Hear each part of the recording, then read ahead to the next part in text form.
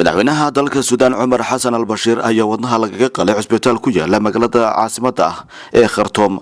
hadal kooban oo wakaalada wararka ee Sunna Base ayaa lagu sheegay in madaxweynaha oo 73 sano jir ah lagu sameeyay qalliin fudud oo xididada wadnaha ah kaasoo laga soo saaray xinjir. warbixintu waxay intaasi ku dartay in isla markiiba madaxweynaha waajibaadkiisa shaqo uu ku noqday markii qalliinka loo sameeyay. sarkaal dawladda ka tirsan oo wakaalada wararka ee Reuters la hadlay ayaa sheegay in qalliinku ahaa mid fudud, waxaanu intaasi ku daray in madaxweynuhu isla markiiba uu ka baxay cusbitaalka. madaxweyne Bashir ayaa xukunka ku qabsaday Afgambi sanadkii 1989 ilaa haatan sidii buu hoggaanka u hayaa, waxaana lagu eedeeyaa inuu caburiyo mucaaradka iyo warbaahinta, arrintaasi oo mudaharaadyo aan sidaasi u waaweyn ay ka dhasheen sanadihii ugu dambeeyay.